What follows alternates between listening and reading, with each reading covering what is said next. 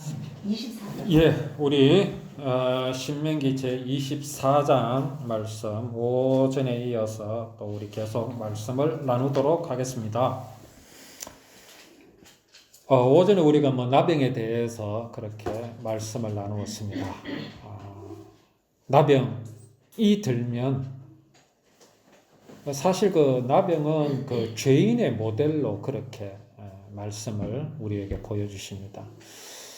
아까 오전에도 말씀을 나눴듯이 나병이 걸리면은 이제 부정한 자가 되어서 백성들 가운데 머물러 있을 수 없게 됩니다. 그런데 하나님께서 나병이 들었음에도 불구하고 정한 자와 부정한 자를 구별을 하십니다. 어떤 자가 정한 자이며 나병이 들었음에도 불구하고 어떤 사람이 정한 자가 되느냐. 그런데 그게 우리의 생각, 우리의 예상과 달리 나병이 전신에 퍼진 사람은 오히려 정한 사람이다. 나병이 어떤 몸 일부에 조금 이렇게 생기기 시작한 사람은 오히려 부정한 사람이다. 그러한 이제 그 하나님께서 구별을 하게 하셨습니다. 우리가 이것을 통하여서 알 수 있는 것은 정말 하나님 앞에서 구원을 받을 수 있는 그런 마음이 어떤 마음이냐 이걸 보여주십니다.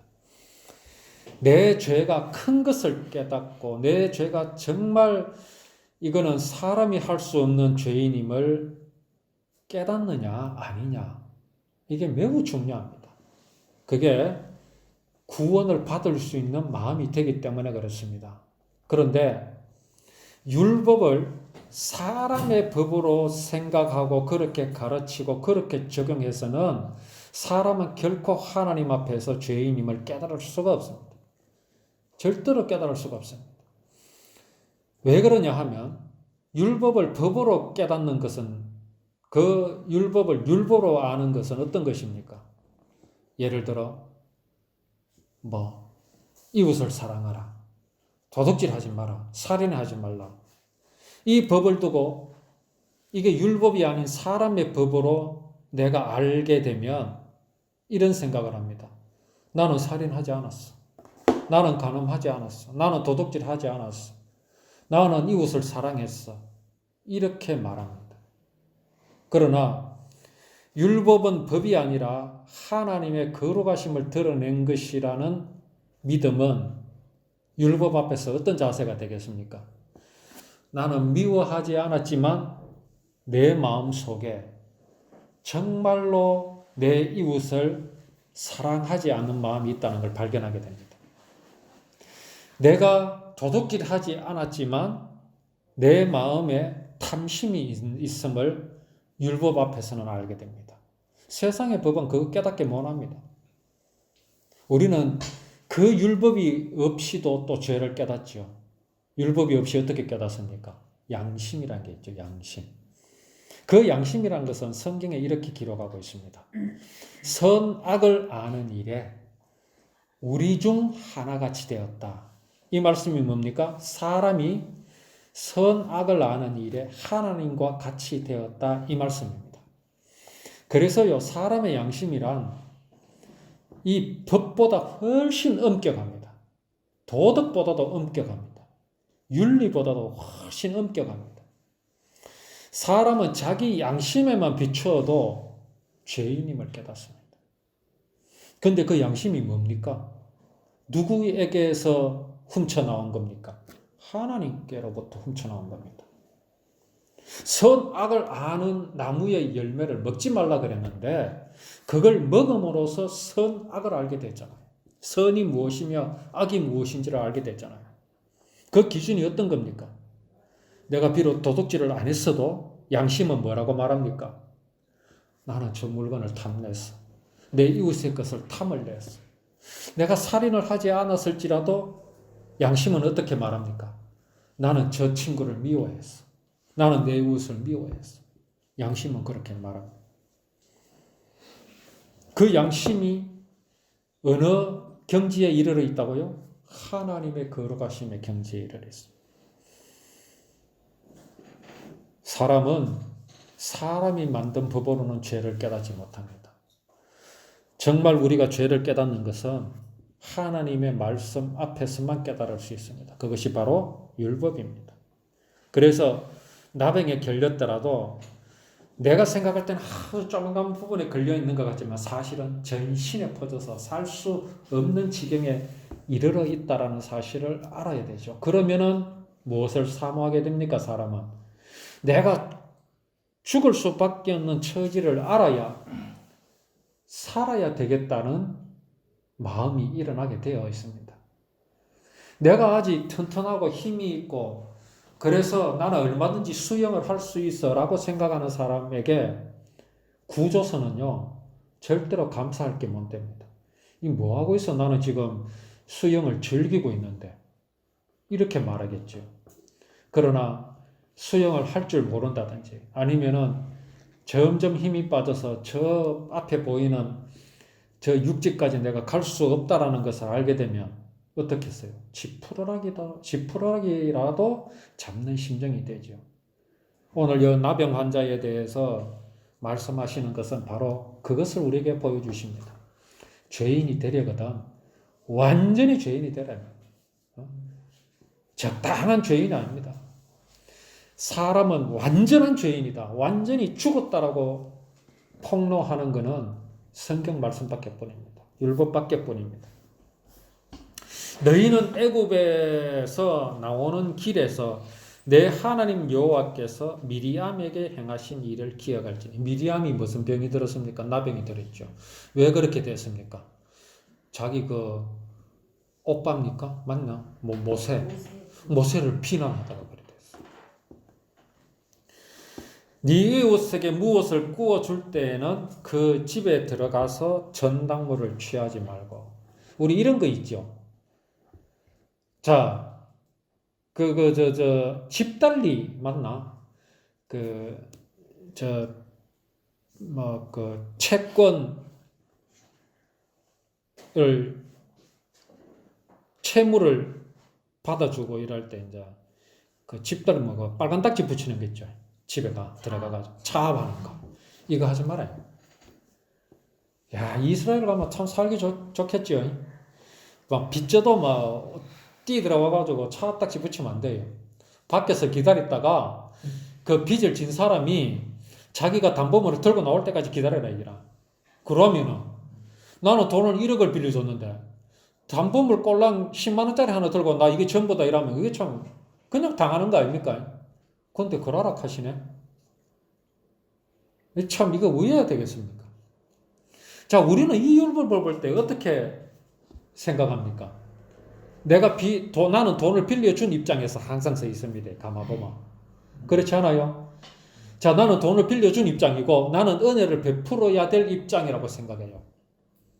그래서 나는 누구에게 돈을 빌려줬는데 내가 그 집에 들어가서 담보물을 가져오는 것이 아니라 내게 돈을 구워간 사람이 내게 담보물을 가져올 때까지 나는 밖에서 나는 기다려야 된다.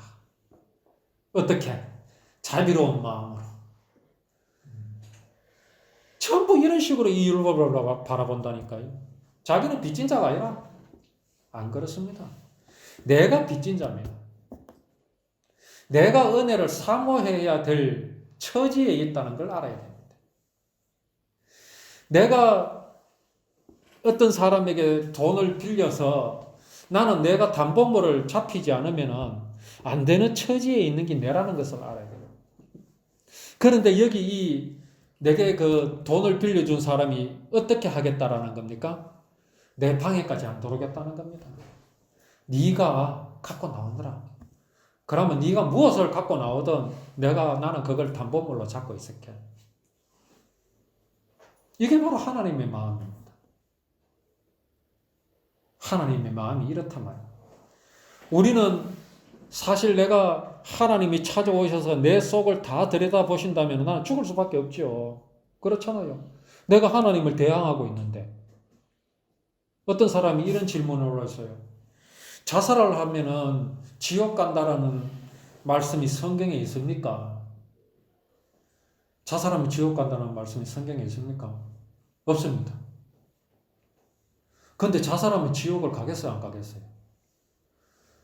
갈 수밖에 없어요. 왜 그러냐면 자살 그 자체가 죄입니다. 근데 죄는 사실 하나님이 다 용서하셨지요. 그러니까 자살 그 자체로 지옥 가는 건 아닙니다. 자살을 할 수밖에 없는 마음, 그 마음이 문제라는 거죠. 자, 내 친한 친구가 자살을 했어. 그거 참 섭섭합니다. 왜 섭섭하냐면 지가 그렇게 어려운 가운데 있었는데도 왜 내 생각이 안 났을까? 그런 거잖아요. 전에 최우영, 뭐고? 최고의 주사님? 최우연. 최우연 막, 이제 사경을 헤매고 막 할 때, 막 누구 생각나나? 누가 막 물어보는 그런 장면이 나와요. 그러면 탁 앉아서 그래 생각한다. 적어도 나는 기억하겠지. 저런 상황에서. 근데 누구 이름도 안 나오더만. 전부 이제 자기 딸내미하고 아들만 생각을 하고. 그러면 이제 그와 친했던 사람은 무슨 생각을 하겠어요? 야, 저런 지경에 그래도 내 이름 한 번이라도 불러봐줬으면 그런 생각 하잖아요. 자, 어떤 사람이 자살을 해. 죽으려고 해요. 야, 근데 그 사람이 내가 평소에 그렇게 잘해줬는데 나를 생각하지 못해서 내가 생각나지 않아서 내한테 좀 도움이라도 요청하지 않아서 얼마나 섭섭하겠어요. 그 마음에 내가 없었다는 게. 근데 내가 문제입니까? 그 마음에 누가 없었습니까? 하나님이 없었어요. 자기가 의지하고 싶은 것이라고는 단 한 가지도 없었어. 마음이 그야말로 텅텅 비어 있어요. 하나님이 없다라는 얘기는 뭡니까? 하나님 안 믿겠다는 얘기입니다. 하나님을 인정하지 않겠다는 얘기입니다. 내게 영원한 생명을 주신 하나님이 그 마음에 조금도 생각이 안 났어요. 그거는 뭡니까? 하나님을 생각하지 않은 정도라는 그게 생각하지 않은 정도가 아니고요. 하나님을 대항하는 겁니다. 하나님을 멸시하는 거라니까요. 그래서 하나님이 자살한 그 죄를 심판하시는 게 아닙니다. 본인 스스로가 하나님을 인정하지 않고 하나님을 마음에 두기 싫어하는, 그래서 그걸 보고 저주를 자청하는 것이라죠. 자, 그러면 우리는 자살하는 사람은 어떻게 되는 겁니다? 어떻게 되는 겁니까? 라는 질문에 아마 이제 뭔가 이렇게 결론이 아마 쓰실 겁니다. 뭐 하다가 이리 가버렸습니까? 자, 애굽에서 나오는 길에서 내 하나님 내 이웃에게 무엇을 구워줄 때는 그 집에 들어가서 전당물을 취하지 말고. 이 하나님 마음입니다. 너는 밖에 서 있고 네게 꾸는 자가 전당물을 밖으로 가지고 나와서 네게 줄 것이며.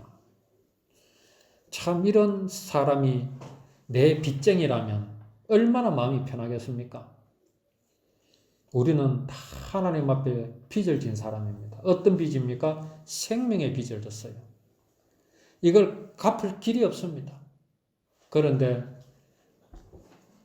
내가 빚을 갚아 드려야 할 그 하나님은 빚쟁이처럼 굴지 않습니다.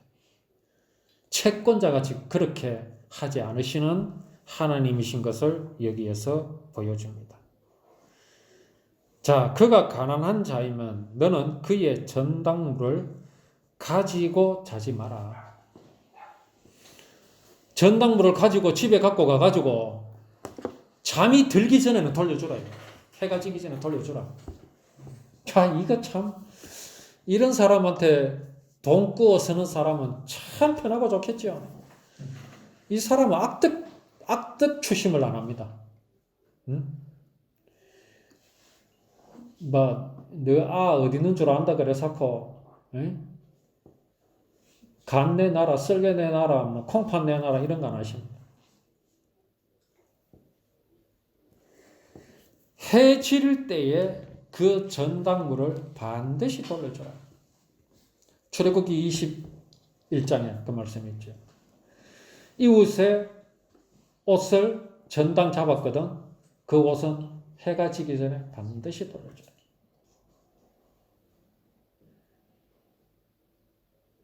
우리가 하나님 앞에 벗어두고 온 옷이 있습니다. 하나님이 사람을 창조하셨을 때 아담과 하와 두 사람은 벌거벗고 있었어요. 그러나 아담과 하와 두 사람이 벌거벗었으나 부끄러움이 없었다 그랬어요. 여기 부끄러움은 두려움을 말합니다. 두려움이 없었어요. 벌거벗었는데도 뭔가 나를 든든하게 보호해주는 게 아무것도 없음에도 두려움이 없었어요. 왜 그랬을까요? 그게 바로 하나님의 사랑 안에 있었기 때문에 그렇습니다. 하나님의 사랑과 은혜와 생명이라는 옷을 입고 있었기 때문에 그렇습니다. 그런데 사람이 그 옷을 벗어버린 겁니다. 그래서 아담이 하나님께서 찾아오셨을 때 뭐라고 말합니까? 내가 벗었으므로 두려워하여 숨었나이다 그랬어요. 문제는 안 벗었나? 벗었음에도 불구하고 두려움이 없게 되었는데 갑자기 두렵게 되었어요. 왜 그렇게 되었을까요? 하나님의 사랑과 은혜와 생명이라는 그 옷을 벗어버렸기 때문에 그렇습니다. 그런데 하나님께서 그 옷을 우리에게 돌려주시기로 약속하신 장면이 바로 이 장면입니다. 우리는 이 옷을 도로 찾아오려면 하나님의 사랑을 배반한 그 죄값을 갚아야 돼요. 갚아야 돼요. 그걸 갚으려면 어떻게 해야 됩니까? 내가 죽어야 되는 거죠. 그럼 내가 죽으면 하나님의 사랑은 어떻게 됩니까? 하나님의 사랑이 영원하다 그랬는데 내가 죽으면 하나님의 사랑은 뭐가 됩니까? 그러면은 내가 그 옷을 그냥 돌려주시오 하면 그건 도둑놈이지요. 누가 내가 누구한테 돈을 빌려줬는데 돈 갚을 생각은 안 하고 내한테 맡기는 담보물을 돌려달라. 내가 주겠습니까? 줄 수가 없지요. 아파트를 접히고 돈을 빌렸는데 돈은 갚을 생각 안 하고 아파트 돌려달라고 하면 누가 돌려주겠어요? 우리는 하나님 앞에 돌려드려야 될 게 있어요. 내 생명으로 그 빚을 갚아야 돼. 그걸 보고 반드시 죽으리라 하는. 그러면은 어떻게 해야 됩니까? 내가 너를 사랑하니 내가 뭐 네 죄값 갚는 거 상관없이 내가 널 살려줄게. 이럴 수 있습니까? 그러면 사단도 천국 가야 됩니다. 사람이 하나님과 같이 될 수 있다는 이 사상도 천국에 들어가야 됩니다. 그러면 천국은 어떻게 되겠어요? 난장판 되지요. 이 세상보다 더 무너지지만. 그런 천국 가고 싶습니까? 정말 우리 마음속에 기쁨이 없는 것은 이유가 뭐겠습니까? 하나님이 내 마음속에 명료하게 믿어지지 않기 때문에 항상 기분 나쁜 겁니다. 모든 인생이요, 하나님이 명료하게 믿어지면요, 그게 바로 천국입니다. 이 세상에는요, 그게 없어요. 순간순간은 있는데, 또 좀 지나가다 보면 그만 세상의 유혹, 세상의 무슨 근심, 이런 것들이 하나님을 향한 믿음을 가로막고 그러지 않습니까? 그런 게 막 공격을 해와도 나는 막 기쁘고 그러면 얼마나 좋겠습니까? 근데 그거는요, 천국에 가서야 우리가 영원히 누릴 수 있는 겁니다. 우리는 하나님 앞에 갚아야 될 걸 갚아야 됩니다. 반드시 갚아야 됩니다. 그런데 율법에 뭐라고 약속하십니까? 갚지 마라. 내 그거 안 갚아도 담보물을 해가 지기 전에 돌려줄게. 이게 뭡니까? 이게 바로 구원입니다. 하나님께서 나를 심판하시기 전에 내가 벗어두었던 하나님의 은혜와 생명과 사랑의 옷을 내게 도로 돌려주시고자 약속하신 겁니다. 그러면 이제 하나님 법은 어떻게 지키십니까? 그 법은 당신께서 친히 지키십니다. 반드시 죽으리라 하신 것을 하나님이 담당하십니다. 독생자 예수 그리스도께 그 모든 것을 담당하게 하시고 내 대신 빚을 갚게 하여 주시고 내 담보물을 하나님은 우리에게 돌려주시겠다고 약속하신 바로 그 구원의 모양과 모습을 이 율법을 통해서 우리에게 약속하여 주시는 장면입니다. 공궁하고 빈한한 품꾼은 너희 형제든지 네 땅 성문 안에 우거하는 객이든지 그를 학대하지 말며. 항상 이 말씀을 하실 때는 애굽을 기억하라 하십니다. 애굽에 있었던 것, 광야에 있었던 것을 기억하라 하십니다. 우리 인생의 모습이 그겁니다. 애굽이 이스라엘 백성들의 고향이 아닙니다. 이스라엘 백성들의 고향은 본향은 어디입니까? 가나안 땅입니다. 아브라함에게 약속하여 주셨던 그 땅입니다. 애굽에서 400년을 살았지만 그것이 그들의 고향이 아닙니다. 그들이 거기에서 어떻게 살았습니까? 처음에는 잘 살았죠. 그러나 나머지 한 300년은요, 노예로 살았어요. 그때를 기억하라. 광야에서 어떻게 살았습니까? 하나님께서 먹여주시고 입혀주시고 재워주시고 그걸 기억하라. 홍해를 건널 때를 기억하라. 왜 기억해야 됩니까? 그 하나님이 지금도 나와 함께 하시는 하나님이시기 때문에 그렇습니다. 홍해를 건너게 하신 하나님이 그것으로 끝나신 분이 아닙니다. 그렇게 하신 분은 나와 영원히 함께 하시는 분이시기 때문에 그렇습니다. 품삯은 당일에 줘라. 또 해 진 후까지 미루지 말라. 주어라. 이건 하나님께서 우리에게 우리를 향하여 베푸시는 하나님의 은혜를 보여주십니다. 하나님은 우리에게 항상 은혜를 베푸십니다. 사람은 품삯을 미루고 떼먹기도 하지만 하나님은 그러하신 하나님이 아니심을 우리에게 보여주십니다. 자, 이거 행하라 하셨죠? 사람이 행할 수 있어요. 그렇잖아요. 내가 누구 일 시키고 당연히 돈 주고 그거 하는 거 얼마든지 할 수 있어요. 그러나 어떤 마음으로 하라고? 하나님의 사랑으로 하라요. 그런데 해보면 어떻습니까? 돈을 주면서 계산하죠. 이거 너무 많이 주는 거 아닌가?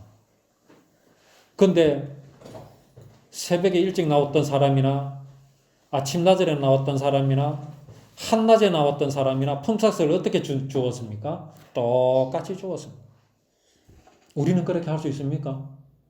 그래 못합니다. 요새 우리나라 그 노동법 보면 희한합니다. 비정규직 다 만들어 놨어요. 실제는 비정규직이 아니라요. 원래 비정규직이라 하면 계절성이나 그리고 무슨 특수한 그런 상황이 있을 때 비정규직입니다. 매일 똑같은 일을 반복하는 것은 비정규직이 아닙니다. 교사 일이 그렇죠. 그죠? 또 어디 저런데 뭐 청소하는 일 이런 거 그건 계절성이 없어요. 그런데 월급을 적게 주려고 그걸 좀 비정규직으로 만들어놨어요. 하나님은 그런 거 하지 말아요. 오전에 나왔든지 한낮에 나왔든지 저녁 때 나왔든지 임금은 똑같이 줘. 이해가 갑니까? 전혀 이해할 수가 없죠. 하나님께서 우리에게 베풀어 주신 은혜와 구원은요, 똑같습니다.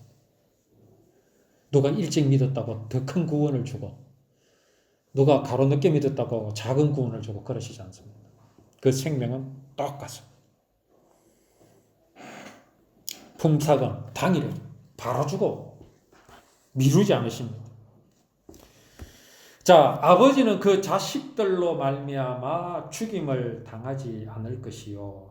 자식들은 그 아버지로 말미암아 죽임을 당하지 않을 것이니 각 사람은 자기 죄로 말미암아 죽임을 당할 것이니라.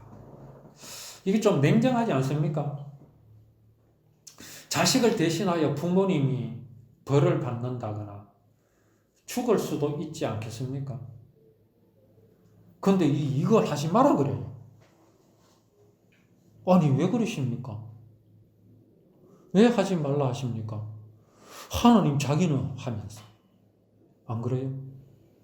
하나님 당신은 내 죄 때문에 자기가 친히 사람의 몸을 입고 이 땅에 오셔서 죽으시면서 왜 우리 보고는 이거 하지 마라 그럽니까? 참 이상하면서도 재밌죠.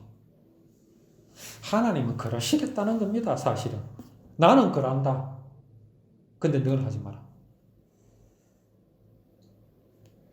이것도 철저히 뭘 보여주십니까? 각자의 죄는 각자의 죄의 책임입니다. 내가 하나님을 믿지 않는 것은 내 책임이고 아버지가 책임질 수 없어요. 자식이 대신할 수 없습니다. 내가 벌 받는 겁니다. 내가 하나님을 배반하는 거기 때문에. 이걸 분명하게 하십니다. 그거 당연히 내 죄죠. 너는 객이나 고아의 송사를 억울하게 하지 말며. 그거 전에 뭐 아버지가 예를 들어서 자식을 위해서 대신 죽거나 또 자식은 아버지 부모를 위해서 대신 죽거나 이렇게 할 수 있어요. 어떤 면에서는 하나님은 그런 사랑을 보여주시기를 원하십니다. 그런데 문제가 뭐겠습니까? 이걸 하나님께서 인정을 만약에 하시잖아요. 그러면 이게 사람의 의의가 되어버려요. 그렇게 한 사람이 높임을 받게 된다는 거예요. 그 사람이 신이 되어버려요. 그냥 사람은 사랑하면 그냥 사랑한다. 아니면 아니다 하라. 성경에 맹세하지 말라는 말씀이 있죠. 맹세. 맹세와 그냥 단순한 약속은 다릅니다. 그냥 단순한 약속은 내가 하면 할 수 있고 혹시 못 할 수도 있다라는 것까지 포함할 수 있습니다. 근데 맹세는 뭡니까? 하늘이 두 쪽 나도 할 수 있다라는 겁니다. 그거 하지 마라 그래요. 근데 하나님은 맹세하시는데 그렇잖아요. 하나님은 율법으로 지금 구원을 이루실 것을 약속하잖아요. 이게 단순한 약속 아닙니다. 하나님은 맹세입니다. 하나님이 당신의 이름을 걸고 지금 우리에게 이렇게 약속하시고 맹세하시는 겁니다. 근데 우리 보고는 하지 마라 그래요. 왜 그렇습니까? 사람은 사람임을 분명히 알아라. 너희가 하나님이 아니다. 사람이 자기가 막 맹세하고 내가 했다 이러면은 그 사람은 분명히 자기를 드러내요. 오늘 여기 자식을 위해서 사람이 죽고 아버지가 죽었다. 주변의 사람은 이 사람을 이제 완전 신으로부터 받들어버려요. 하나님의 사랑에 도전하는 것이 되어버려요. 하지 말라요.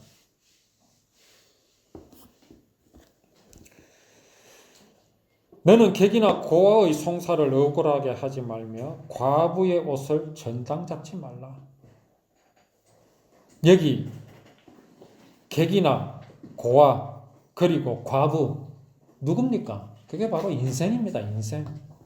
인생은요 남편을 잃은 과부입니다. 인생은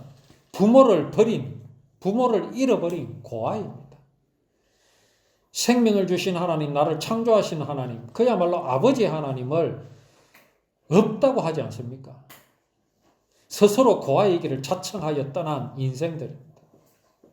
그 인생들을 어떻게 대하라고요?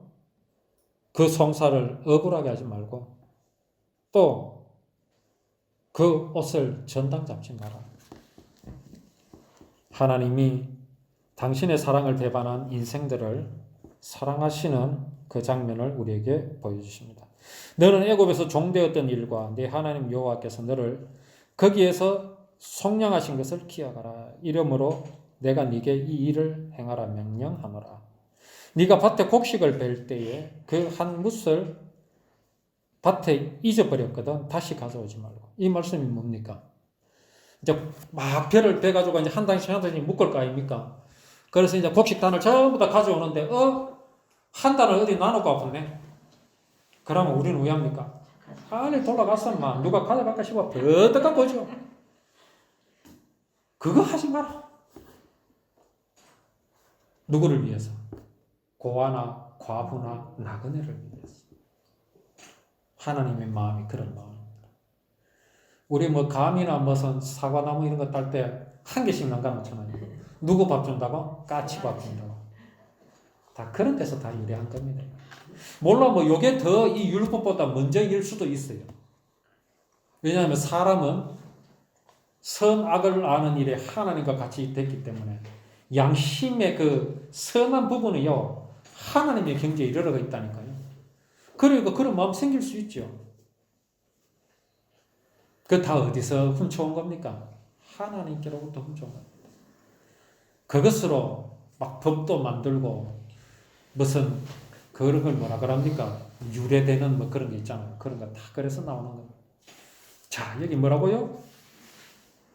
혹시 가져오지 못한 곡식 단이나 이런 거 도로 찾으러 가지 마라. 누구를 위해서? 나그네를 위해서. 고아나 과부를 위해서. 이게 하나님의 마음이십니다. 내가 감람나무를 떤 후에 그 가지를 다시 살피지 마. 막 털잖아요. 대추 같은 거 막 이렇게 털잖아요. 혹시 안 떨어졌는가 싶어 다 살핀다. 어떤 밭에 가보면요. 몇 갈쯤 돼가지고 혹시 뭐 먹을 게 있나 싶어가지고 저는 이제 고속도로에 처음에 노가다로 입사했기 때문에 막 이래 일하다 보면 먹도 마르고 뭐 이래 가을쯤 되면요. 어느 밭에라도 들어가면 뭐라도 하나 있어요. 실제로. 포도밭 있는 데. 그런데 어떤 밭에 들어가보면요. 밑갈실에 하나도 없는 데 있어요. 얼마나 알뜰하게 따갔는지 하나도 없는 거 보면 이야 참 주인 대단하다 싶은 생각이 들어요. 그러지 마라. 근데 우리 하나님 그래 하시는 분 아닙니다. 누구를 위해서? 나그네, 고아나 과부들을 위해가 좀 남겨놔라 이 말이에요. 남겨놔라. 이 고아 과부가 누굽니까? 여기 이 밭 주인이 내가 아닙니다. 자꾸 오늘날 교회는 그 밭 주인이 자기라. 당신이 오늘 우리 교회 성도님들이 이 밭 주인입니다. 여러분들 이렇게 하셔야 됩니다. 힘들어 미치는 게라. 처음에 들으면 그러면 복전도 같이 좋다 하고 아멘 그러죠. 한 사흘만 가면요. 그게 아니란 거 못하는 걸 알게 되죠. 우리는 여기에서 누구라고요? 내가 고아 과부입니다. 그게 인생입니다. 내가 네 포도원의 포도를 딴 후에 그 남은 것을 다시 따지 말고 진짜 이 금모나 일정을 보면 그 포도밭 많아요. 고속도로 변호도 많아요. 딱 가가 보고 있는가 싶어가 보면요. 아, 많은 데는 많아요. 안 따고 놔둔 거 많은 데는 많아요.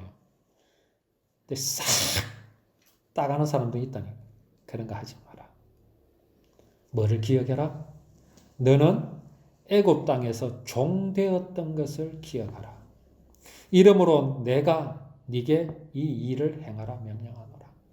항상 하나님은 이스라엘 백성들로 하여금 애굽에서 종되었던 것을 기억하게 하십니다. 그러니 여기 밭에 무엇을 남겨두라는 것은 내보고 하시는 말씀이 아닙니다. 당신께서 그래 하시겠다는 말씀입니다. 여기에 고아나 과부, 나그네는 누구냐? 바로 우리 인생이다. 하나님의 그 사랑이 우리를 구원하여 주신 겁니다. 이러한 모양과 모습으로 구원을 이루시고 또 구원받은 백성에게 그 은혜를 영원히 베푸시기를 이렇게 약속하신 하나님의 말씀입니다. 그러니 우리가 이 율법을 볼 때 어떻게 즐겁지 않겠습니까? 우리가 그동안 율법이 즐겁지 못했던 것은 내가 밭주인이라, 내가 채권자라, 내가 뭔가를 은혜를 베풀 수 있는 자격이 있고 그런 어떤 지위에 있는 것으로 우리는 착각하고 살지 않았습니까? 우리는요 빚진 자입니다. 우리는 나병 환자고요. 우리는 고아요, 과부요, 나그네입니다. 이러한 우리들을 위해서, 인생들을 위해서 하나님은 당신의 생명을 우리에게 허락하여 주셨습니다. 그 구원을 이루셨습니다. 우리가 이 율법을 늘 대하여 보면서 하나님의 사랑을 묵상하며 그 사랑을 늘 기억하고 영광 돌리며 이 사랑으로 하나님께 예배하는 우리의 믿음이 되기를 원합니다.